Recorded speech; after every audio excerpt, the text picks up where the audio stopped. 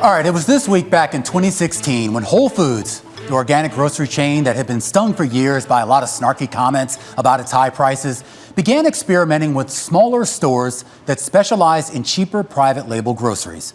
Called 365 by Whole Foods Market, it was an effort to demonstrate that, well, the company wasn't just for foodies willing to spend their quote-unquote whole paycheck on premium products. That first 365 store flung its doors open to much fanfare. It was centered in the hip Silver Lake section of Los Angeles. And at the time, the company had signed 19 leases for additional 365 stores, which were going to be about half the square footage of a typical Whole Foods.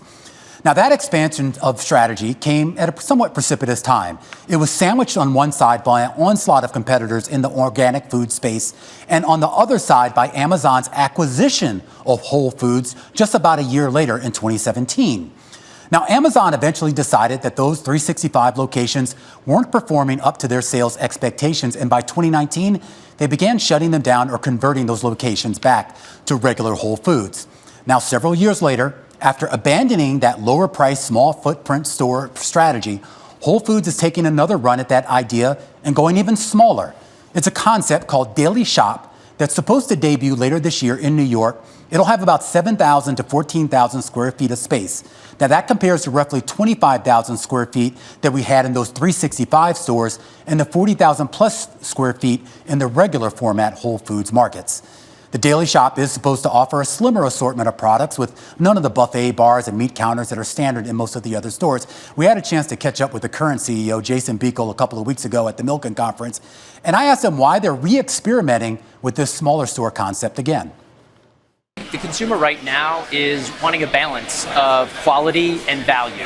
And that's something that we've been really focused on as Whole Foods Market. One of the things that we're really proud of is the work we've done investing in our price points so we can be accessible to all customers.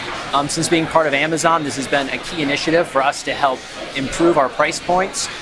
Recently, we've done a lot of work in helping also amp up the number of promotions that we're doing. We know customers right now are looking for value, so we've increased our number of promotions. We made investments in areas like our opening price point and like our 365 items. So customers have a great opportunity for value and quality at the same time.